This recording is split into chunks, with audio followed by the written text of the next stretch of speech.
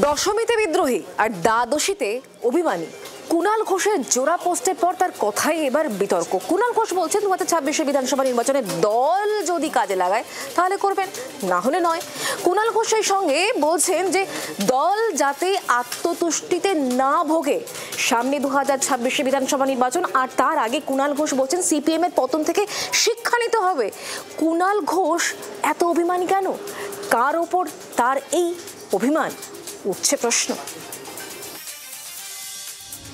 পেশায় তিনি সাংবাদিক, সঙ্গে রাজনীতিকও, কথার মায়াজাল বলতে ওস্তাদ। তাই দল চাপে পড়লেই হাল ধরতে নেমে পড়ে।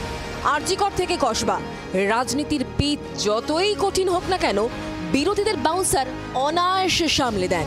এই কুণাল ঘোষই কিনা তৃণমূলের বিড়ম্বনা বাড়াচ্ছেন। একের পর এক পোস্টে অস্বস্তিতে ফেলছেন শাসক শিবিরকে।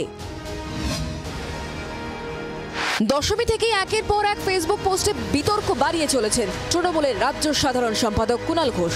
তার কোনো পোস্টে নতুন বাকের কথা, কোনো পোস্টে আবার নতুন মাঠে খেলার ইঙ্গিত। ইঙ্গিত ঠিক কার দিকে? উত্তর খুঁজতে শনিবার তৃণমূল নেতার মুখোমুখি হন জি24 ঘন্টার প্রতিনিধি। 26-এর ভোটে তার ভূমিকা কি থাকবে তা নিয়েও জানতে চাওয়া হয়। উত্তরে কুণালের গলায় অভিমানের সুর। আমি আদৌ কাজের লোক কিনা, আমাকে কাজে লাগানো যায় কিনা, আমাকে অমুক লিস্টে রাখা হবে কিনা, আমাকে ওই প্রচারে পাঠানো হবে কিনা, এগুলো কোনোটাই আমার হাতের নয়। কাজে লাগালে লাগাবে, না লাগালে না লাগাবে। শুধু অভিমান নয়, ভোটের আগে দলকে আত্মতুষ্টিতে না ভোগারও পরামর্শ দিলেন কুণাল। সিপিএম এর খারাপ জিনিসগুলো এবং সিপিএম এর পতন থেকে আমাদের কিন্তু শিক্ষা নেওয়া উচিত, এবং আত্মতুষ্টির ভাব যদি কোথাও এসে থাকে সেটাকে ছেড়ে ফেলা উচিত, শিক্ষা নিয়ে রাখা উচিত, যাতে আমাদের দলকে কখনো খারাপ দিনটা দেখতে না হয়। রাজ্য রাজনীতিতে দীর্ঘদিন অভিষেকপন্থী হিসেবে পরিচিত ছিলেন কুণাল। 2023 নভেম্বরে নেতাজি ইন্ডোরে তৃণমূলের বিশেষ অধিবেশনের মঞ্চে অভিষেকের ছবি না থাকায় প্রকাশ্যেই ক্ষোভ প্রকাশ করেছিলেন। এর কয়েক মাস পরেই অভিষেক সম্পর্কে দলের রাজ্য সভাপতি সুব্রত বক্সির বাক্য গঠন নিয়েও আপত্তি তুলেছিলেন। রাজ্য সভাপতি সুব্রত বক্সি, পূর্ণ শ্রদ্ধা তাঁর প্রতি রয়েছে, শ্রদ্ধা করি। অভিষেকের পিছিয়ে যাওয়ার কথাটা আসছে কি করে? আমার মনে হয় এই বাক্য গঠনটায় কোনো একটু সমস্যা আছে। সেই কুণালই এখন বিশুরো অভিমানী, ক্ষেত্র বিশেষে বিদ্রোহীও। কার ওপর রাগ কুণাল ঘোষের? কার সঙ্গে সংঘাত বাড়ছে? কোথায় সংঘাত বাড়ছে? দলে কেন সমস্যা হচ্ছে? কি সমস্যা হচ্ছে? একগুচ্ছ প্রশ্ন কিন্তু উঠে আসছে গত দুদিনে কুণাল ঘোষের পোস্টকে ঘিরে।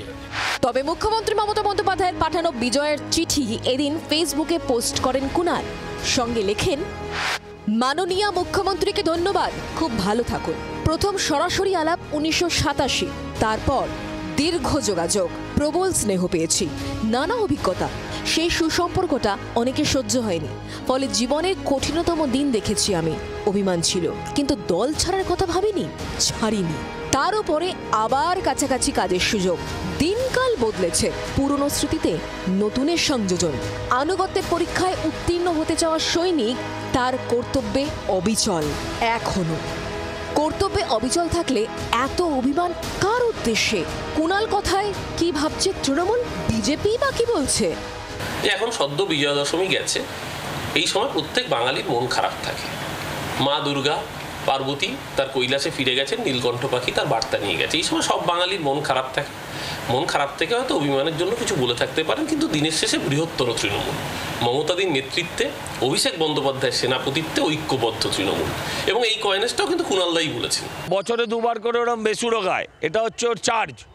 মানে যখন বোঝে বাজারেও চার্জ পড়ে গেছে তখন একবার এরমভাবে চার্জ দিয়ে নেয়। ওর জেনারেল সেক্রেটারি ফেসবুক থেকে মুছে দেয়, আবার দুদিন বাদে ঢুকিয়ে দেয়। এসব কিচ্ছু যায় আসে না, এসব নাটক। এতদিন কুণাল কথা বললে বিরোধীরা অস্বস্তিতে পড়তেন, এখন কথায় কথায় নিজের দলকেই অস্বস্তিতে ফেলছেন। তাই কুণালের বাক্য গঠন নিয়ে কাটাছেঁড়া চলছে শাসক বিরোধী সব শিবিরেই। ক্যামেরায় জয়ন্ত ও তরুণের সঙ্গে প্রবীর ও অয়নের রিপোর্ট, জি24 ঘন্টা। বাংলার আওয়াজ, বাঙালির আবেগ, জি 24 ঘন্টা।